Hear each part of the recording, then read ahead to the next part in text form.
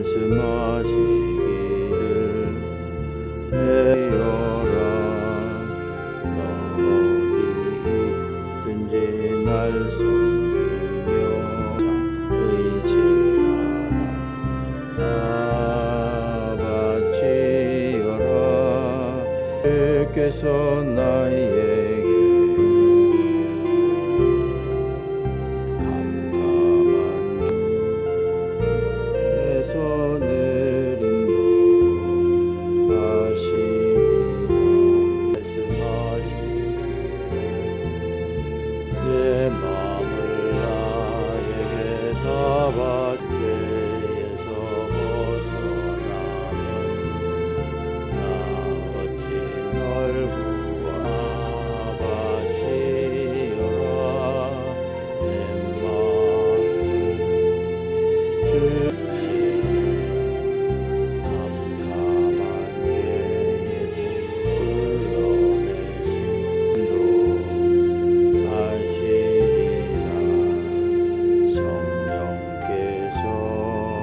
가진다 모든 것 다 맡기고 네 맘도 풍성한 은혜를 더하리라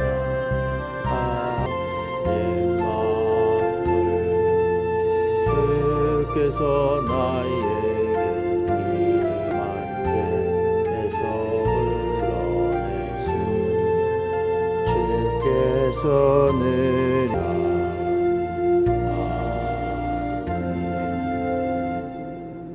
21장 사무엘하 21장 1절부터 14절까지 함께 교독하실 때 살아계신 하나님의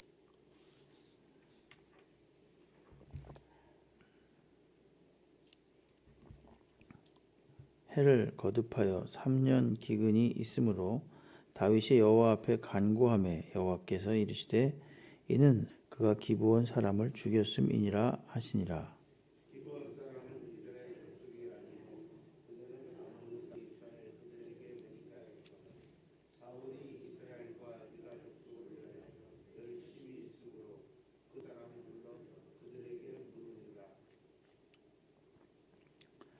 다윗이 그들에게 묻되 내가 속죄하여야 너희가 여호와의 기업을 위하여 복을 빌겠느냐 하니 기브온 사람이 그에게 대답한 문제는 은금에 있지 아니하오며 이스라엘 가운데에서 사람을 죽이는 문제도 우리에게 있지 너희가 말하는 대로 시행하리라.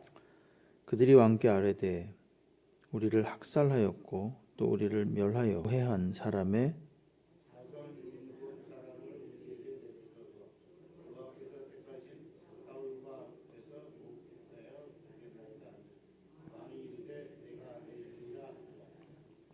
그러나 다윗과 사울이 한 것이 있으므로 왕이 사울의 손자 요나단의 아들 무비보셋은 아끼고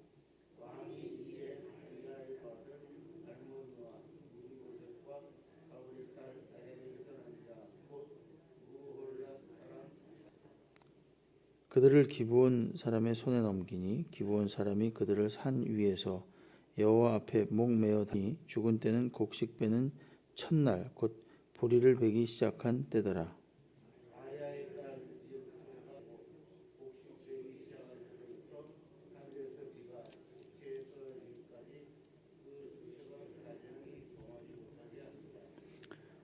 이에 아야의 딸 사울의 첩 리스파가 행한 일이 다윗에게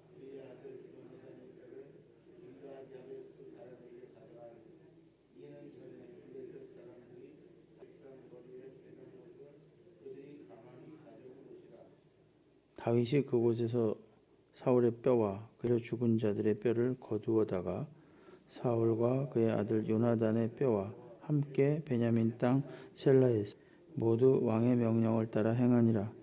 그 후에야 하나님이 그 땅의 기도를 들으시니라. 새벽에 나오신 성도님들 하나님께서 간구하시는 제목마다 다 응답해 주시기를 주의 이름으로 축원합니다.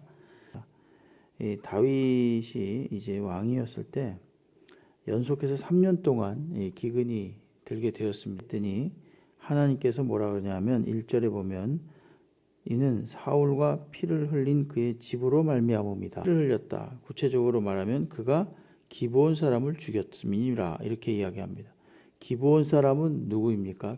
이 사람들이 이제 여호수아 시대에 그 겁이 나가지고 멀리서 온 것처럼 곰팡이 난 떡과 헤어진 옷을 입고 와가지고 그들에게 우린 멀리서 왔습니다. 이렇게 아모리 족속이 아닌 것처럼 이야기를 합니다. 그러니까 여호수아가 그 이야기를 듣고서 그래 그러면은 뭐 우리가 그러니까 그들이 뭐였냐면 그 가나안 족속이었어요. 그러니까 그들을 이제 받아들였기 때문에 이스라엘의 일원으로 받아들였기 때문에 더 이상 나중에 그들이 없었습니다. 그냥 여호와의 이름으로 맹세하였기 때문에 내버려 뒀어요. 그게 여호수아 그 3장 3절부터 21절 사이에 나오는데 그 내용이 쭉 그 기록된 그 후에 사울이 여기 보면 2절에 보면 기브온 사람은 이스라엘 족속이 아니요 그들이 아모리 사람 중에서 남은 자 이스라엘 족속과 유다 족속을 위하여 열심히 있으므로 그들을 죽이고자 하였더라. 이에 왕이 기브온 사람을 불러 지금 2절 끝에 보면 이게 슬쩍 나와 있는데 사울이 이스라엘과 유다 족속을 위해서 열심히 있었다. 이런 표현을 쓰고요. 이 앞에 나옵니다. 그가 여기 보면은 기브온 사람들이 뭐라 그러냐면은 하나님께서 뭐라 그러시냐면은 흘린 그의 집으로 말미암음이다. 그러면서 명쾌하게 이렇게 말씀하세요. 그가 기브온 사람을 죽였기 때문이다. 이렇게 이야기를 해요. 이스라엘 백성으로 편입을 했는데 비록 나중에 알아가지고 뭐 이제 허드렛 일을 시켰죠. 그렇긴 해도 죽여서는 안 됐습니다. 이스라엘 백성으로 편입해서 사는 그런 상태였었던 거죠. 근데 사울이 버렸습니다. 그러니까 저들은 우리의 백성이 아니다라는 식으로 해서 사울이 죽였죠. 그러니까 엄한 땅에서는 이방인이다 이렇게 생각해서 죽인 거고 하나님 보시기에는 이미 여호와의 이름으로 맹세를 해서 이스라엘 백성을 편입을 해서 그러니까 이 3년 동안 연속해서 기근이 생긴 원인은 다른 문제가 아니라 과거에 이렇게 하나님이 분명하게 말씀을 하신 거예요. 그래서 다윗이 기브온 사람들을 부르죠. 우리가 너에게 어떻게 해야 되겠느냐를 하죠. 그러니까 4절에 기브온 사람이 사울과 그의 집과 우리 사이의 문제는 물질로서 해결될 문제가 아닙니다. 이스라엘 가운데에서 사람을 죽이는 문제도 우리에게 있지 아니하나이다 하니 사람을 죽일 수 없습니다. 이렇게 말하니까 5절에 보면 그들이 왕께 아뢰되 우리를 학살하였고 또 우리를 한 사람 누구겠습니까? 이게 사울인 거예요. 그러니까 사울은 여호수아 시대 때 맹세를 했음에도 불구하고 받아줬음에도 불구하고 그러니까 기브온 사람들이 정확하게 문제를 집어서 이야기를 하는 거죠. 하나님도 1절에 보면 다윗이 이제 그걸 하나님께 들어서 알았던 거죠. 그런 상태에서 기브온 사람들을 불러서 어떻게 해야 되겠느냐 이렇게 말하니까 이런 자손 그 모해한 사람 누굽니까? 사울이죠.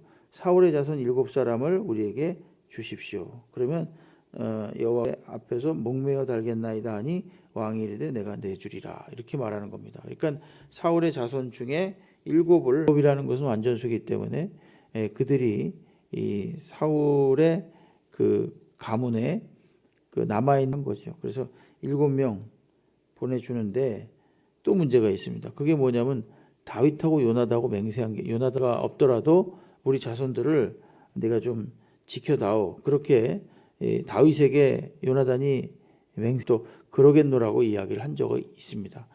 그러니까 이것도 또 애매한 거예요. 그러니까 좀 7을 택하는 겁니다. 8절에 보면 왕이 이에 아야의 딸 리스바에게서 난 자 곧 사울의 두에게서 난 자 곧 무홀라 사람 바르실레의 아들 아드리엘의 5 아들을 붙잡아 그들을 기브온 사람에 넘기니 이렇게 그래도 좀 그 요나단과는 그리고 좀 더 인척 관계로 보면 조금 더 사람들을 골라서 보낸 겁니다. 그래서 9절에 보면 기브온 사람의 손에 넘겼고 기브온 사람들이 산 위에서 여호와 앞에 동시에 죽였다 이렇게 말합니다. 그래서 그때는 곡식 빼는 첫날 곧 보리를 베기 시작하는 때더라. 이렇게 은과 금의 문제가 아니라 반드시 맺혀진 것을 해결해야만 하는 문제입니다. 이렇게 기브온 사람들이 이가 있다고 해서 이렇게 그 사울에 남아있던 좀 먼 자손들을 보내가지고 결국 그들이 입니다.